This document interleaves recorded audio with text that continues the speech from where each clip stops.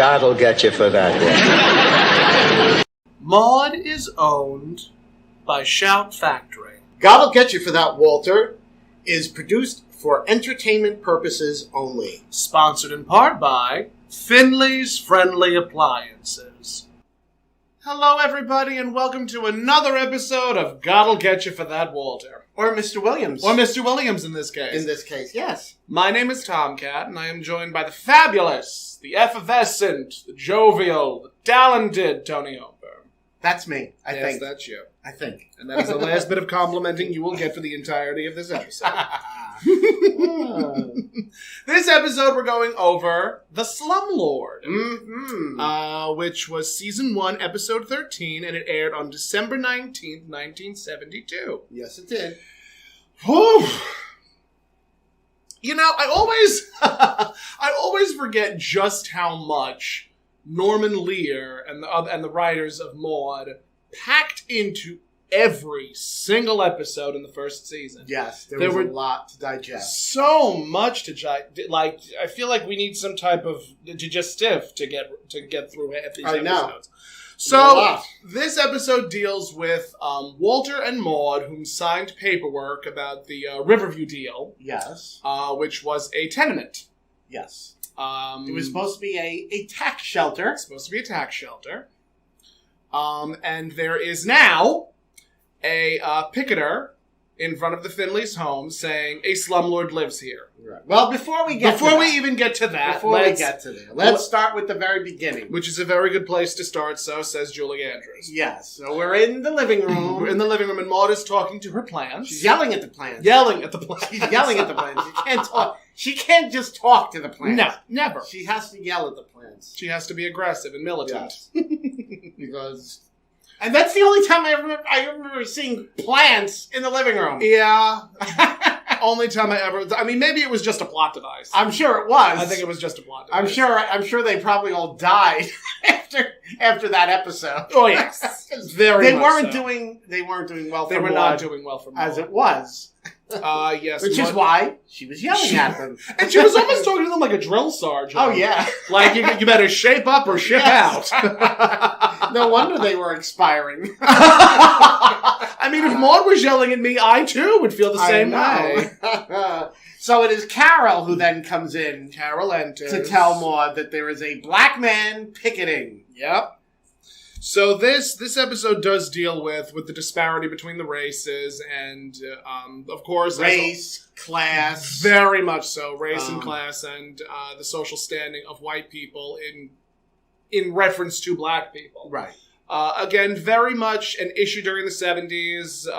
I completely and totally blame Reagan and Nixon for a lot of the problems that have happened to black Americans.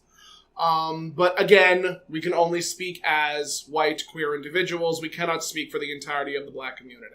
We can't speak for any of the black community. We cannot speak for any of the black community.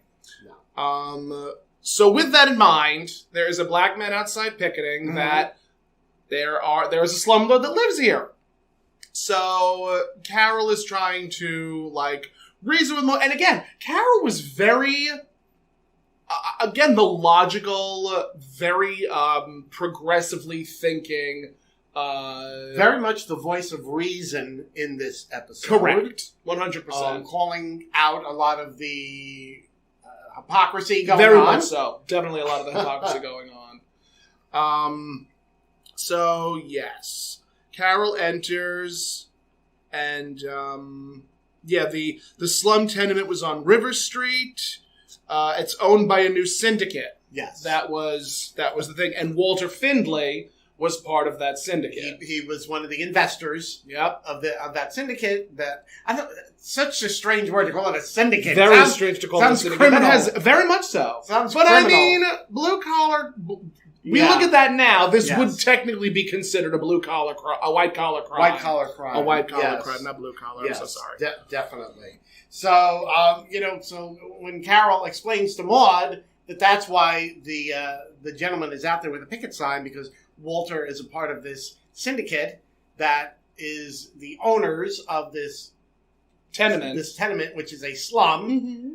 That's what's going on. So that, and Maude, of course, is like, is like, Walter, he can't. Walter isn't. If a slumlord lives here, I'll eat him. Right. So, she, when they do figure out that, Walter is indeed a member of this syndicate because he invested in it. The way that Maude described slums was really accurate at the time. Like, there were slums that were very much in disarray. Yeah. Very much unclean. There with roach infestations and rats and all that fun stuff. Very poor, living environment. Very poor living environment, very poor living conditions. And they are usually in places like Harlem, she mentioned specifically. Right. And, as someone who has not grown up in a co-op, I cannot imagine what that type of atmosphere is like. I don't know. And again, just an incredible amount of racial disparity was mentioned in this episode. Yeah. And it's just, it's a sign of the times that as much as times have changed, there are still a lot of things that have not. True. And, I mean, even for queer individuals, there's a lot of queer individuals that find shelter in those types of havens because they're either not allowed to live in a suburban area. At least in the experiences that I've seen, and I've definitely read about queer individuals not being able to find, being only able to find that type of affordable housing. Yeah, well, especially you look at a lot of, gay teens who are, kicked out of the home by parents. As a matter of fact, in Harlem, there's I think it's the Ali Forney Center that B. Arthur donated. There literally is something called the B. Arthur House. Yes. She donated, what was it, $300,000? Yes. And they built a building for trans youth. Yeah. For queer and trans youth. I've done a little bit of fundraising for Ali Forney. So it does affect queer and it does affect marginalized people. Yes. It does affect marginalized people. So although in this episode it does deal heavily with the black community. The black community. Yes, very much so. Yes. So Maude decides she's yelling at Walter to drop your socks, pull up your pants, drop your socks, zip your fly, and get down here. Yes.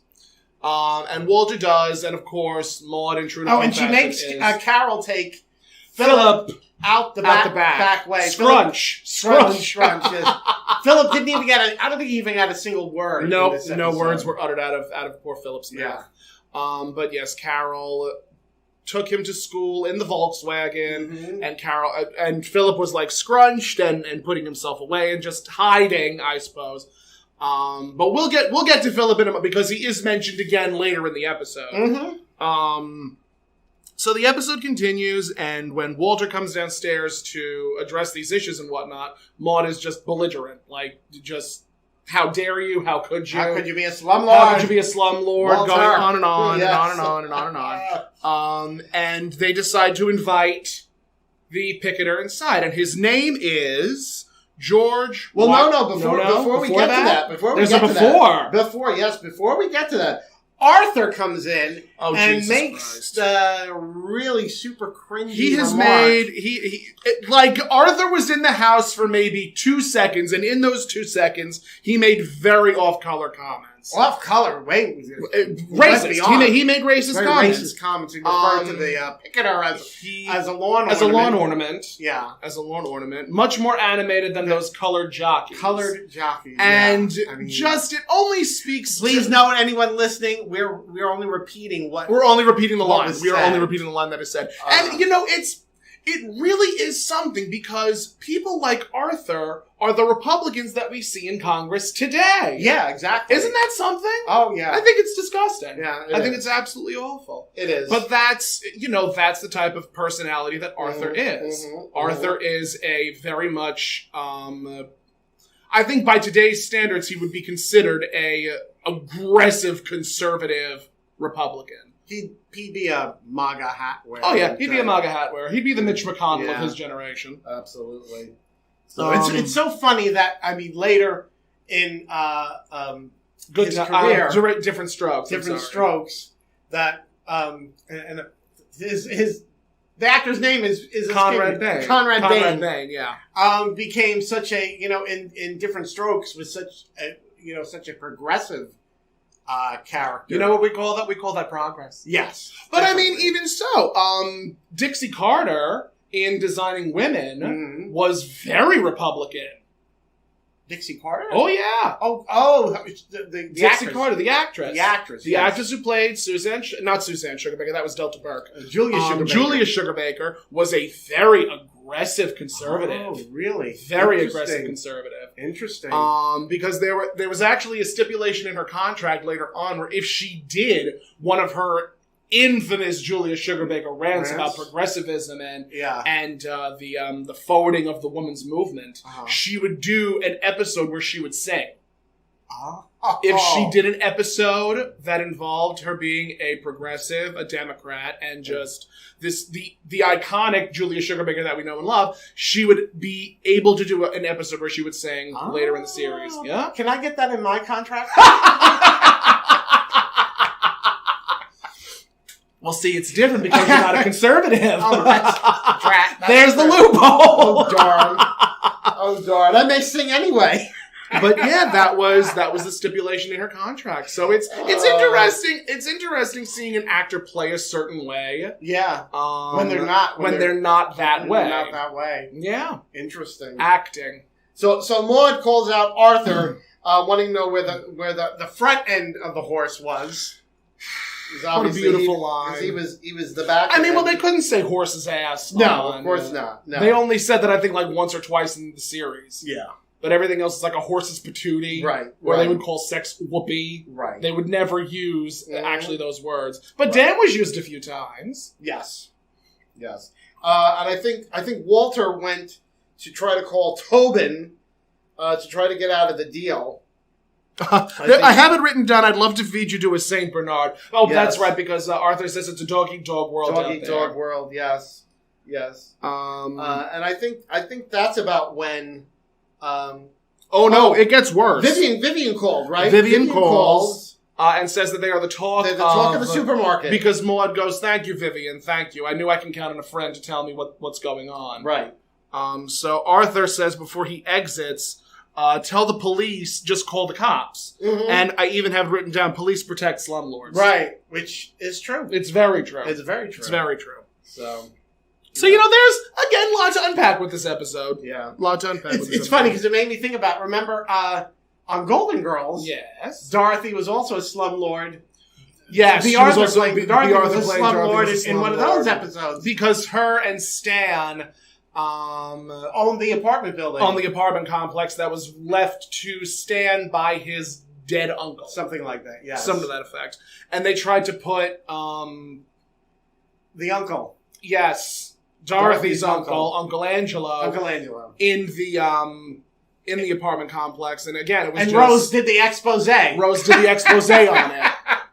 And she was what they call in the business next. Thank you for being a friend, Rose. Let me tell you, that Rose, she was always stabbing in the back, like putting always stabbing in the back. Exposing Dorothy as a slumlord, putting Blanche and Dorothy on the show as lesbians, and the real lesbians were image consultants. They didn't believe in labels. They didn't believe in labels. Oh goodness. So the episode continues. It continues, and I think that's about when the gentleman is invited inside. Yes, Walter invites him inside. Yes, because Walter had said he's black. I'll lift him off gently. Right. Because Maude, again, very progressive. A bit of she always tries to be the white savior. Mm-hmm. Maude always tries to be the white savior when she really doesn't need to be. Right. So, which we saw, when she first... It's a recurring hired theme. Florida. When she first hired Florida, that's a recurring theme with Maude. Which I still love. When she was like, oh, call me Maude, and this is Carol, and what do we call you, Mrs. Evans? Mrs. Evans.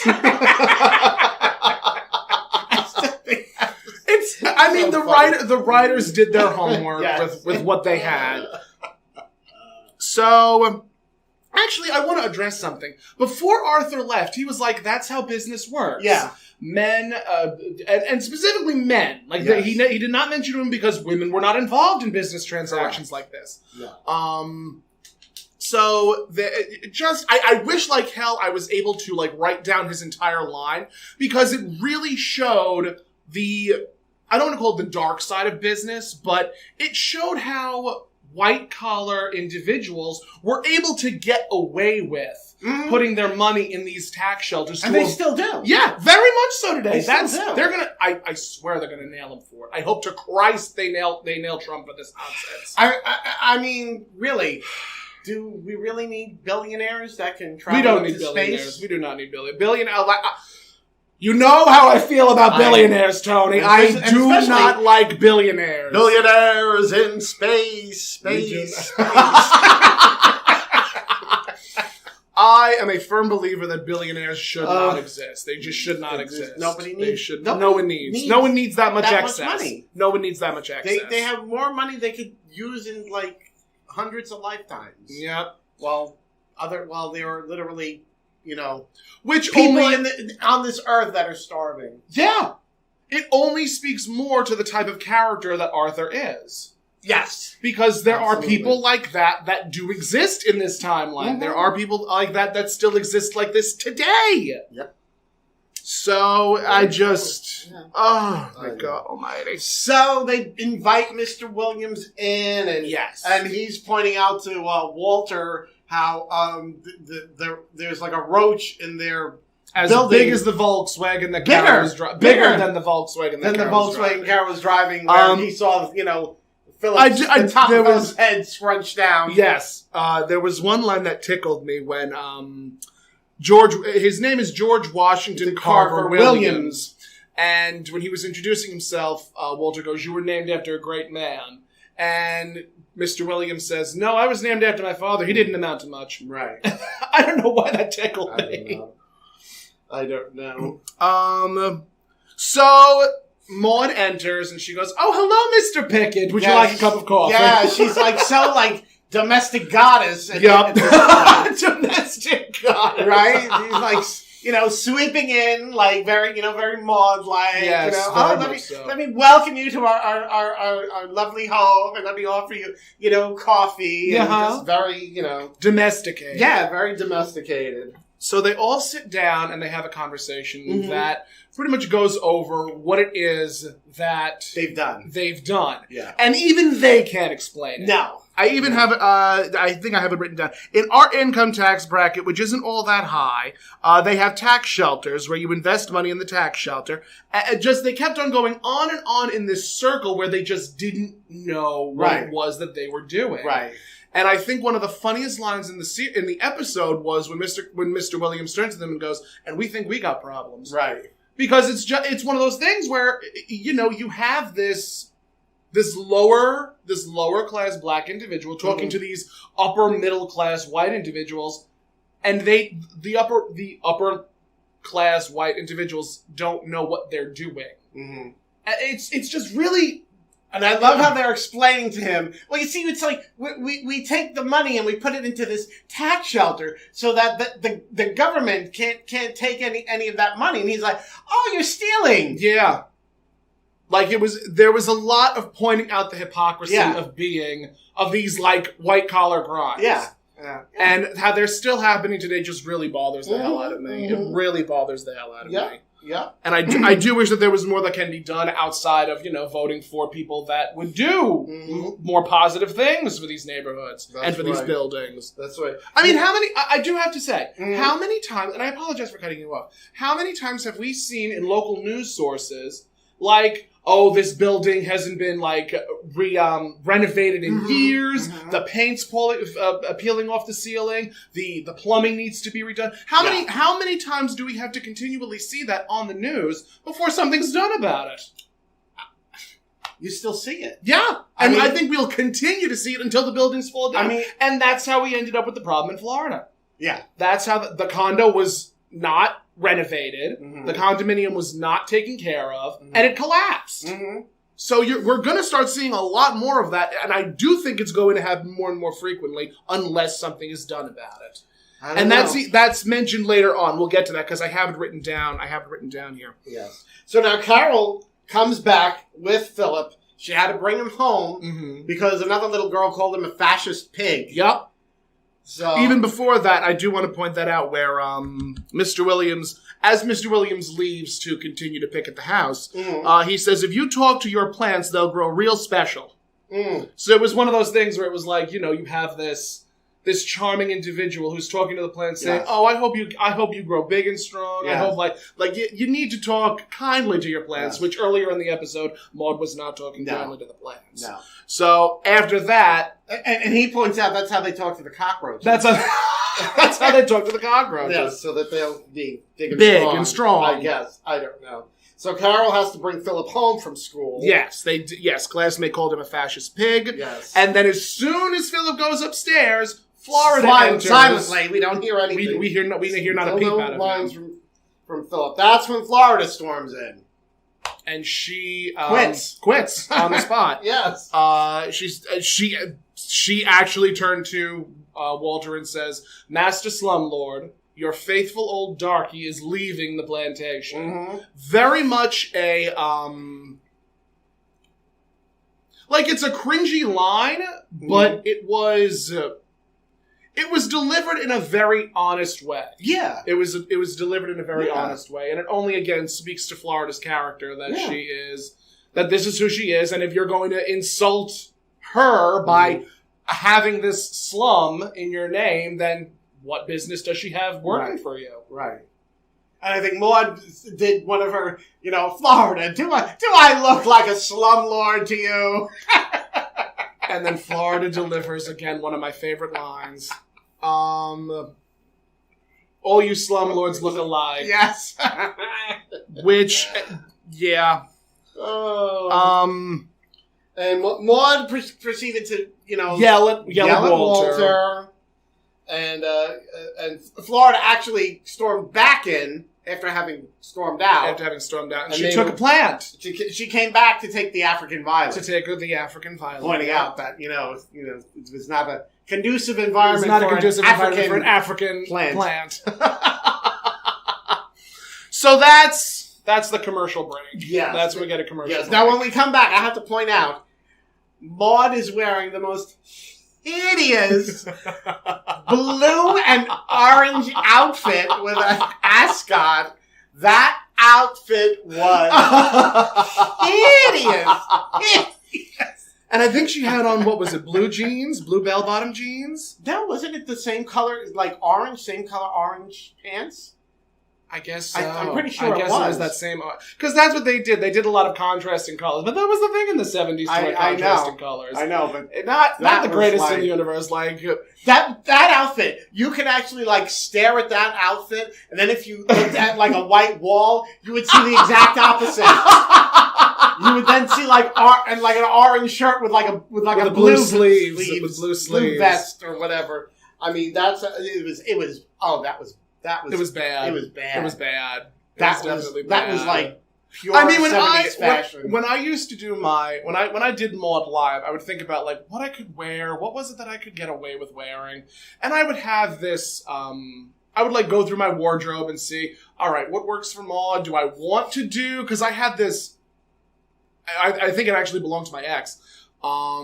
This orange man-tailored shirt, and I'm like, maybe I could put something purple or something blue over this and make it really, really, really 70s. And then I was like, nah, I'm just gonna make my wardrobe. Let's keep it easy, keep it simple, keep it light, keep it gay, keep it fragrant. I would actually love to see you recreate that orange and blue outfit. Just because I could do it too. It's just so hideous. I'm just it's so bad, it's good. It's so bad, it's good. Yeah. I mean, but there were a lot of fashions, Carol's number with that beautiful violet, showing off that she the girls, showing off the girls, and she had this high waisted. I think I don't know if it was culottes or a skirt. I think it was a skirt. I think it was just a skirt. Yeah, I think it was a skirt. Very interesting fashions. Very interesting. So Maude's on the phone with Carol Ann. With Carol Ann? I thought she was on the phone with. I thought she said Valerie. Valerie, that's what it was. Yeah. Still that long A. Yes. So she was on the phone with Valerie, who was like, "You can call me. You can call me any name. I've already heard them. I've heard every name in the book." But she hadn't heard that. She hadn't heard that one, which I can only imagine what it was during that time. Yes. That's when Carol comes down, and the phone rang again. Yes. So Maude pretending to be the answering machine. I love that line. Love that line. It's, hello, this is a recording. When you hear the beep, leave your name and number, and you will be called when I return. You should live so long. Beep. And we come to find out that the building cannot be renovated for under $100,000. Yeah. $100,000. And, $100,000 back then was a lot of money. I can only imagine how much money it would take to fix up those co-ops in like Queens and Brooklyn. Millions. Oh, absolutely millions. Yeah. That's why I'm like, I'm hoping that the infrastructure bill passes. Oh, I hope it passes. Yeah. So, actually, no, that's not true. I hope the money that's in the infrastructure bill is allocated to fix up actual infrastructure. Let's hope. Yeah, fingers crossed, man. So, Mr. Williams comes back in. Yes. He wants to use the bathroom. Yes. And that's where we were at that point. And Maude's already given him a hot lunch. Maude gave him a hot lunch. And that's when we find out that Maude is a slumlord too. That Maude signed the paperwork. As a matter of fact, she said, or was it that stack of blue papers you brought in while I was watching Marcus Welby perform a operation on a prostitute with a benign tumor. To remove a benign tumor. To remove a benign tumor. And I guess Maude was so distracted that they signed the paper. Right. And, I mean, even today, like, would you take time to read pages and pages and pages of contract? That's why you have lawyers. Yeah. That's what lawyers are for. Yeah. But, I mean, even so, I don't think, at that time, I do not think that certain individuals would be able to afford a lawyer to go over all of that paperwork. Whether you're up, I mean, class and race have nothing to do with it. But, I mean, you would want somebody to go over that paperwork. I'm sure, especially at that time, yeah, it would be no one would care. Especially, the wife was not really involved in a lot of. That's also addressed in this episode. Yeah, where it was it was normal. A man's world. It was a man's world. For a man would just be like, "Oh, honey, here, I need you to sign this paperwork. What's it for?" So it's just some forms that I got. Yeah. Oh, okay. And that's what it was. Yeah, that's all it was. Like I remember my grandmother. When it came to like voting, she would say to my grandfather, "Oh, who are you voting for?" Okay, she'd be like, "Who are we voting for?" Yeah, and he would tell her, we're voting for this one," and that's how she voted. She didn't think about the ramifications, vetting the candidates. Yeah. Or she had a lot to do. She had to get her meat at one supermarket. Then she had to go to another supermarket to get the produce, and then it was a completely different other supermarket for whatever pantry stuff. So well, I mean, that was mentioned in an earlier. That was the ticket. Mm-hmm. The episode, The Ticket, where Maude went to like the A&P, Bohacks, Key Food, just go to all of these different grocery stores for different produce and products. Yes. But yeah, this was it's just so interesting how far we've come and how things really haven't changed all that much. Mm-hmm. It's scary because I think that's honestly that's the same thing with my mother. Mm-hmm. Like my mother won't pay attention to politics. She'll just she'll make her own. Like my mother she'll have cognitive thought about who she's voting for, right? But she'll still end up voting the same way my father does. Yeah, see? Times have changed, but they really haven't. Yeah. The more things change, the more they stay the same. Yeah. So the episode continues. We find out that Maude is, in fact, she signed the paperwork, and therefore... She's, Mrs. Slumlord. She's Mrs. Slumlord. Yes. And Carol, of course, her part in this is she's calling... She's calling Maude out on her hypocrisy. That, she's also a slumlord. Yeah. So... And, when Walter said, how does it feel to have your own words thrown in your face?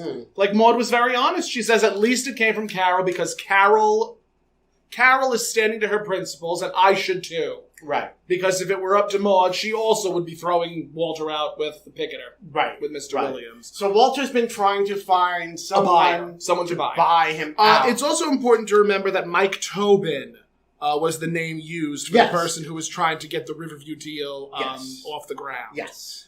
It was all his scheme. All his scheme, all his doing. Mm-hmm. We never see. We never see or hear from Mike. mentioned. I mean, he's only mentioned, and I think. Do we have a name of the buyer who eventually bought them out? No. No. Okay, No, then I don't think. No. we're not going to address that. We'll address that when it comes to us. Yeah.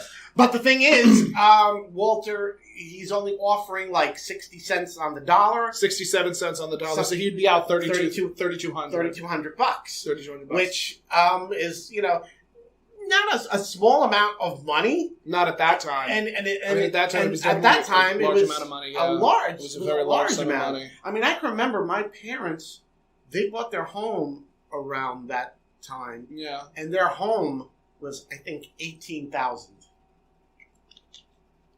There's actually a couple of posts I've seen on Facebook where people will say, "Oh, years ago I bought this house for $17,000, and now it's worth over $1 million." Right. And it's so fascinating to see how much inflation has affected our overall economy. Yeah. And it's terrifying. It's so terrifying because what's going to happen in another 30 years? I don't know. What's going to happen in another 10 years? That's something else that needs to be taken into consideration. I see a lot of times where the older generation, they're calling out the younger generation. Oh, you don't want to work for anything, and this stuff. And it's like, but when you were that age, you could work for something, and you can work one job, attainable. You can work one job, and you were able to afford a lifestyle that was very comfortable for you on one job. Right. And oh boy, story time. When I started looking, gather around, children. Gather around. When I started looking for work, my father insisted that I find something with a 401k that has job security, that has all of these bells and whistles attached to it. Uh-huh. You cannot find an occupation like that without a college degree. No, you can't. And it's very challenging. I dropped out of college, so it was very difficult for me to find an occupation that I was comfortable enough in, where I knew that I would be able to make at least some type of money. Mm-hmm. Unfortunately, my father did not realize, and I've actually had to have multiple conversations with him about this, where you cannot afford to live, specifically on Long Island, in New York, you cannot afford to live for under $75,000 a year. Right. Where you would need to... And what occupation is going to reward you with that much money, where you don't have a college degree? It's very, very challenging. And now even people who have college degrees are having a very difficult time locating work. Yeah. Uh-huh. Yeah. It speaks to the generations prior, where it's like, oh, it was so easy for me. You could just walk into a place and get a job. And it's like, that's not how it works anymore. No. That's not how it works. There's vetting processes. There's background checks for even retail positions. Yeah. And these retail positions, I remember I started working in 2009 for $8.25 an hour. Mm-hmm. I started working for, was it $8.25 or $8.50?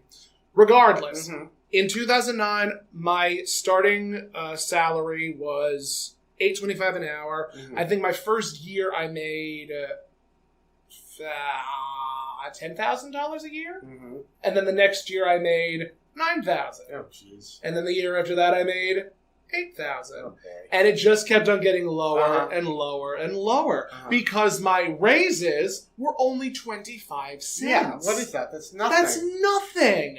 That's absolutely nothing. I think my most recent occupation, I was making $13, $14 an hour, and I was still struggling to get by. Of course. So it's like, what is it going to take for these legislatures and these people who are creating these legislations to get it through their thick heads that we cannot afford to live on $15 an hour? Yeah. If $15 an hour was the minimum wage, there are still people that would be struggling along. Of course. Especially in major city areas. And in areas where it's very, very expensive to live.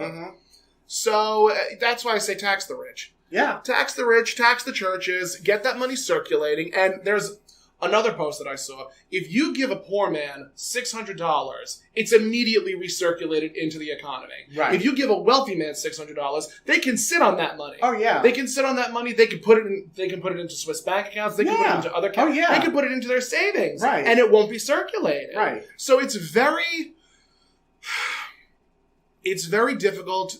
Like, as I've gotten older, I am definitely starting to see you're either upper class or you're poor. Yeah. The middle class is slowly being it's ground and eroded away. They're putting the squeeze on it, and it's like just, yeah. And the more these upper class white individuals who are in positions of power, they can make the rules. Yeah. And it's not working anymore. No. And I've seen a number of people who are just like, what is it going to take? What is it going to take? There was actually one that I saw that was, we are at a point in history that is very similar to how the economy was during the French Revolution. Not during the French Revolution. During when Marie Antoinette was in power. Okay, yeah, that would be the French Revolution. It would be the French Revolution. Oh, thank God. You had it right the first time. History, it paid off. Yes, Go to school, kids. Let them eat cake. Let them eat cake. And although she never really said that. No, I think it was qu'il mangeait de la brioche. I don't know. I think it was something similar. Yes. Something similar to that. And, there was a giant revolution. They just rose as one, as a power of one, and slain them. Yeah. But the problem is, and this is something that we're seeing in very much the present day, is that these dinosaurs in Congress are pitting the poor against the poor. Yeah. Where it's like, it's not our fault. Right. It's the Mexicans who are taking your job. It's not our fault. It's the black people who are taking this from you. Mm. And it's just, they're creating such a divide where it's like, what is it going to take for people to realize that it's not their fault, it's the people in power's fault. Right. They're the ones pulling the strings. Yeah. They're the ones pulling the strings, and to the victor go the spoils, more or less. Mm-hmm. And that's how we ended up with Jeff Bezos and Elon Musk. And these people who were able to make money off of the backs of their employees. Right. And it's not going to get better. It is certainly not going to get better. It is going to get much, much worse until someone decides to say, we're mad as hell and we're not going to take it anymore. Yeah. Oh.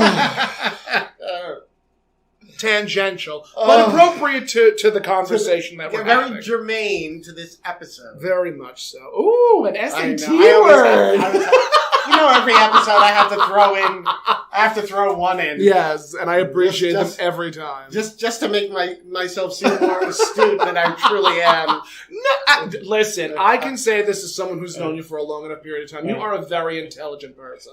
Thank you. Oh my God, I complimented you twice. I know. Episode. You went back on your word.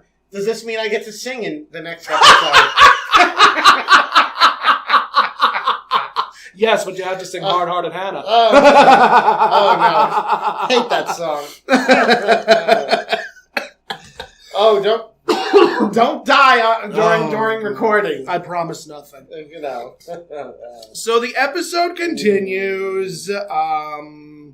And Arthur comes in, right? And he's offering to buy. He's offering to buy Walter out for, what was it, 5,500. Now it's important to note that Maude is trying to also haggle with Arthur, because Maude is a intelligent businesswoman. Mm-hmm. She understands the value of the dollar. Mm-hmm. She is a college educated woman. She has done the thing.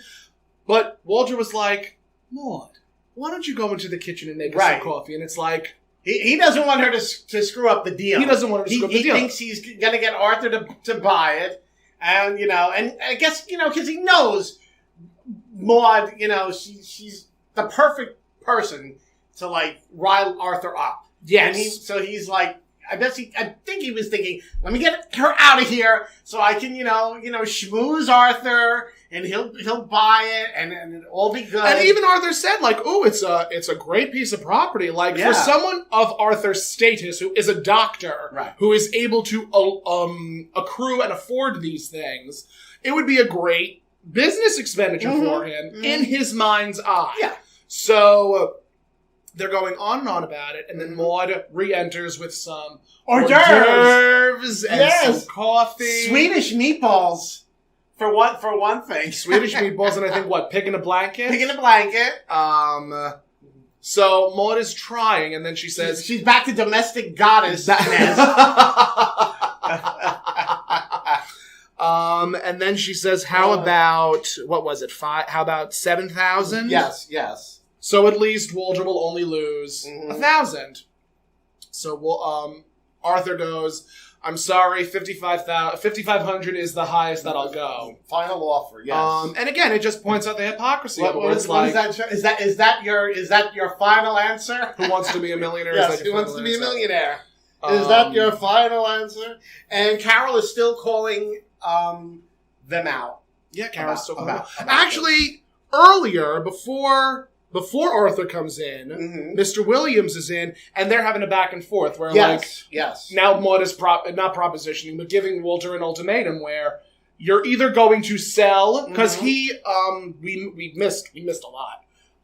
There was a point where Walter was given an offer of 55,000. We mentioned that, where he would lose 3,200. He would lose 3,200. He would lose 3,200. Yes. No, we did discuss it. He was offered 60 cents. But then Mr. Williams comes in and they have the back and forth. Maude and Walter have the back and forth. Yes. Where Maude basically says, you either take the offer or you lose me. Yes. And Mr. Williams says that might not be such a bad proposition. Yes, exactly. Where we get Maude saying, God will get you for that, Mr. Williams. Yes. So Mr. Williams, I think, is taken to the bathroom. I think Carol takes him to the bathroom. Yes. And then Arthur comes in. Yes. And then they do their whole shtick. Where Arthur says, I will give you... I think it was 5,500. The numerics, we can mess them up a little bit. But I mean, even so, this is pennies compared to today's economy. Oh, yeah. Pennies compared to today's economy. Yeah, so, at... whatever it was, $7 grand. 7,000 was what Maude had asked Arthur to pay, and Arthur said, "No, I won't do anything less. I won't do anything more than 55." Right. So Maude calls him out and says, "Well, if it was a good deal at 8, why? What's the big deal? What's $1,000? What's $1,000? What's $1,000? To me, $1,000 is still a lot of money. Yeah, absolutely. So Maude ends up relenting and saying, I'll make up the $2,500 loss. Right. Because she'll do, because Walter asks, where are you getting $2,500 from? Yeah. And Maude goes, day old bread, household accounts, cheating at Keno. And in all the years of their marriage, she's managed to save $40. $40. I think that was a joke, though. I think that was definitely her joking. I don't know. I'm not so sure. To me, it's the way that you delivered it. Fine, Walter. In the whole of our marriage, I've only been able to save $40. Right. I do think that was very tongue-in-cheek because I am positive Maude was able to save more than that. Yes, but she don't want. I'm sure she wouldn't want Walter to know how she wouldn't want Walter to know how much Absolutely she saved. Not. Absolutely not. So after it's decided that Arthur's going to be the buyer, they get a phone call. And they never agreed to. Oh no, that's right. They didn't agree to it. There was no agreement. It was just a lot of back and forth until the buyer called. Yes, I think. Well, I believe it was Mr. Tobin. Yes, Tobin called to tell Walter that he found a buyer willing to pay $7,000. So Walter would only be out $1,000. And Maude says, "Oh, I'll make it up to you. Oh, I'll make it up." Basically, they're going to have the time of their life tonight. Yes.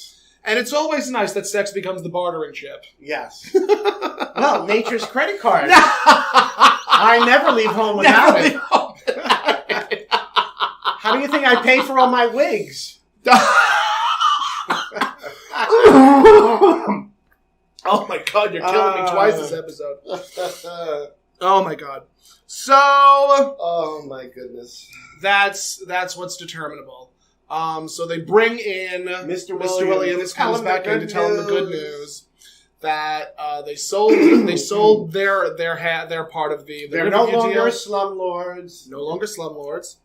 Of course, nobody thinks to bring up this place is still a slum. It's still a slum. It's still a slum. Just because Walter and Maude are selling their share and they're not involved with it it doesn't change the fact. Well, that was another thing that Arthur brought up. Oh, well, I'm going to have to pay for moving expenses. Mm-hmm. And Right. Maude goes, what moving expenses? Oh, well, if that picket, if you sign it over to me, that picket's going to move to my place. Right. And it infuriated Maude. Yeah. Which, I mean, it would also infuriate anybody. Yeah. With half a brain. But Arthur had a valid point. Arthur did have a valid point. He was, buying into the slum, and he knew it was a slum, and knew that this gentleman could still picket his house. Yeah. For being a slumlord. Arthur's a dick. Oh, well, yeah. Just recurring theme, Arthur's a dick. Arthur was a dick. So the deal is signed over. After the phone call, everything's right as rain. Mm-hmm. They bring in Mr. Williams and they tell him the good news. Right. And he's happy, but at the same time, like, I don't understand how one would be happy if just because one person isn't like that. I'm trying to think of what that would be called. Like, what SAT word can you pull to like? Why Mr. Williams would be happy? It was just a strange situation. It's like, because it didn't change. It didn't change his situation. Not at all. It didn't change his situation at all. It's like this. The slumlord ownership is just being reallocated. The buck was just being passed. Yeah, the buck was just being passed. Nobody, really, there should have been something of like, well, we're getting out of this, but we're gonna take some steps. Maybe we'll call we'll contact an advocacy group. We'll make it, an advocacy agency. Or we'll publicize that, this place needs to be brought up to code or something. I don't know. It depends on how far you want to suspend your disbelief. Right. Because you can, on the one hand, you can say Maude would file a claim with whomever is in charge of the the previous episode, she was willing to go to jail for the kid who was caught with marijuana. Marijuana, but here now with the tenement that's the slum, she's just like, oh, just get us out of the deal. So, and there's no thought to we've fix got the situation that this person is in. Why isn't she organizing a demonstration? Calling out calling out the organization that bought the tenement, right, and that is keeping it as a slum. So, and even so, you still have to take into consideration the building is not going to be fixed for under $100,000, right. And these people that own the property are not going to fix it. They're not going to fix it up, not unless it falls down, right? And then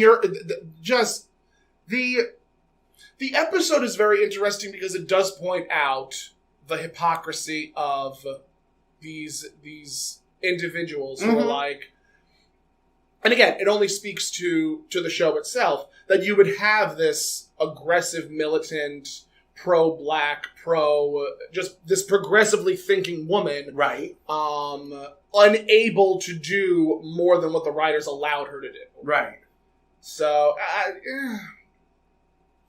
it just to me, it's sort of like it ends on like a strange note. It ends on a very bizarre note. Yeah. Ends on a very bizarre note. There's no resolve for Mr. Williams. No. There's only resolve for Florida and Maude and Walter and Carol. Yeah. There's only resolve for them. There's no resolve for Mr. Williams because he still has to go back to a rat-infested, roach-encrusted home. To a slum tenement.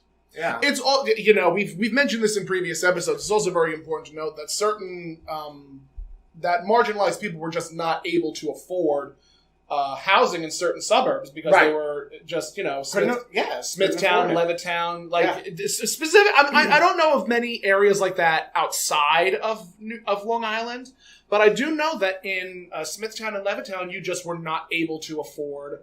You were not able to. Not even you were not able to afford, but if you were black, you were ostracized from those suburbs. Mm-hmm. Yeah, because that was what Mr. Levitt wanted. Right. That was what the person who I guess ran Smithtown at the time also wanted. Mm-hmm. So it's yeah. Well, it used to be that realtors. Yes. As a person of color, they would not take them to certain areas. It's now, it's completely So it's illegal. like, what other options do they have but to live in those types of conditions? Yeah. I mean, they would just, they would act very illegally. They, if somebody would, a person of color was like, I was hoping to, go to, this area. What? They'd be like, oh, there's nothing. They would just be like, oh, there's nothing available there. It's so sad. That still happens today. Oh, yeah, Where sure, I remember reading that a black woman was trying to sell her home and she was married to a white male. Mm-hmm. And, or it was a black male married to a white woman. Mm-hmm. And the woman was showing the house, mm-hmm. and I think she had to turn all of the pictures down, or she would hide the pictures, and she would get a better deal from someone for selling her house without the picture showing. Huh. So I remember reading that story someplace where, oh yes, it's awful. Mm-hmm. It's absolutely awful that this still happens today. Mm. Well, I know because having had to just recently sell my father's home, mm-hmm. The realtor that I was using, she told me that at least here on Long Island, they're very, very strict now, and she said a lot of times the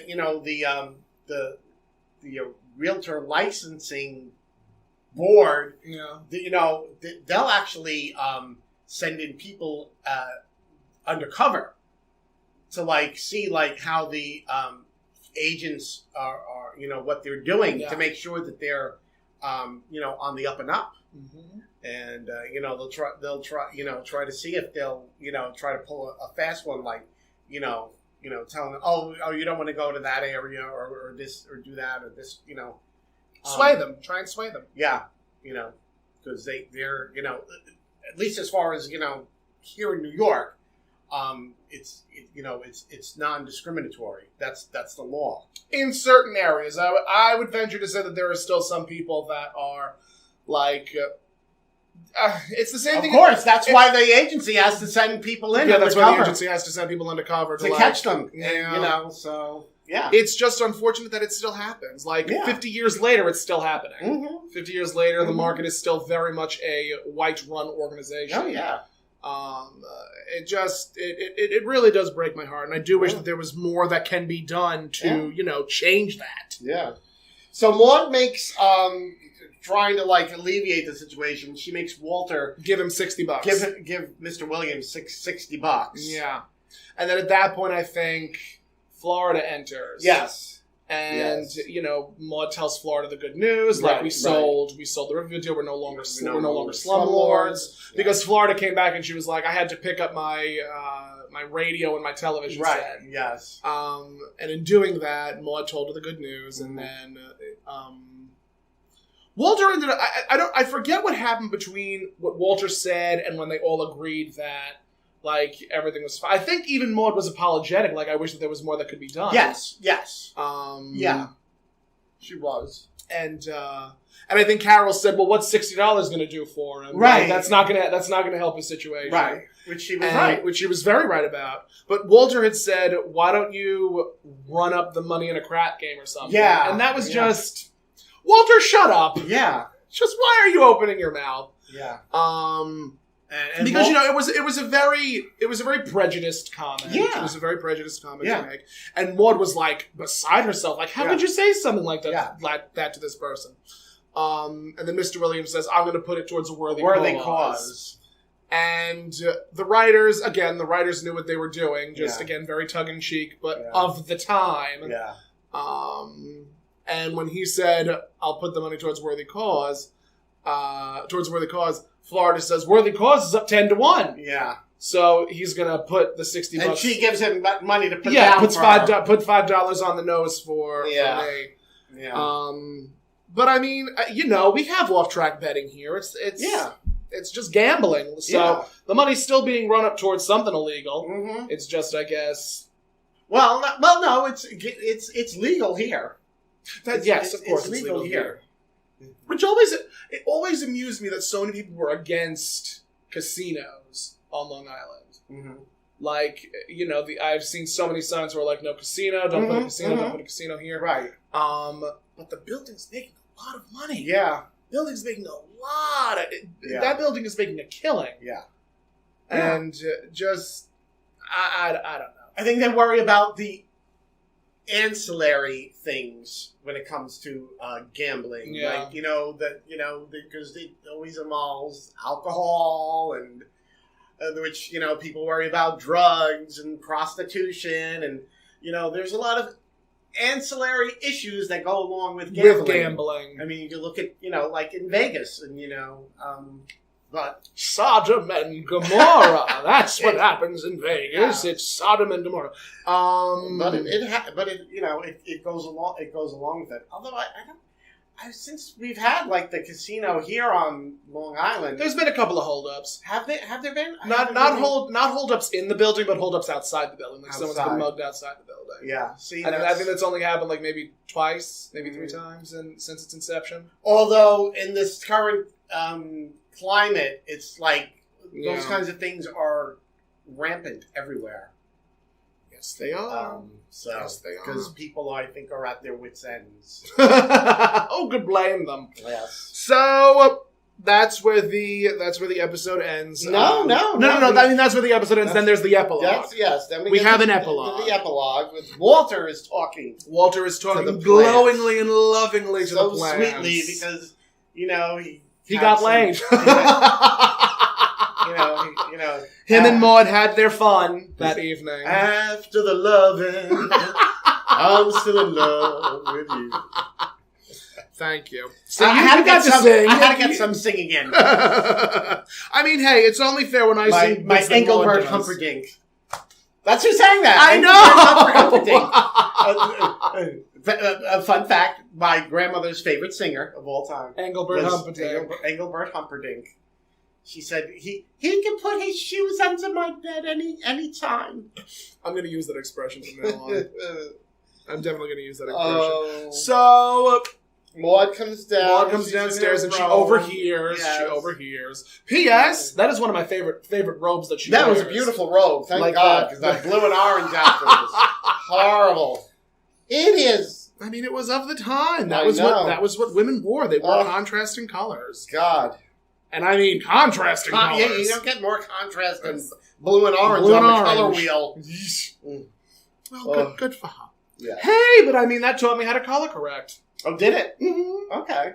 Because you put orange over the blue and it blocks it out. Oh, I know.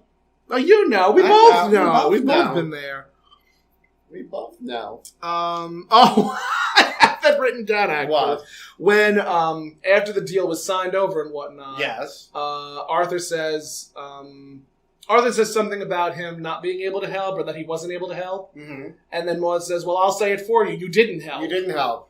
Because Arthur loves to self-aggrandize. But I think that was just Arthur's dick. Yes. Arthur's a dick, period. That was his role to play. So Walter's preening to the plants, and then Maude comes downstairs, overhears, takes him aside and says, Walter, not in front of the begonia. Yeah. I mean, he's just a baby. Just a baby. And that's where the episode ends. That's where it ends. Whew.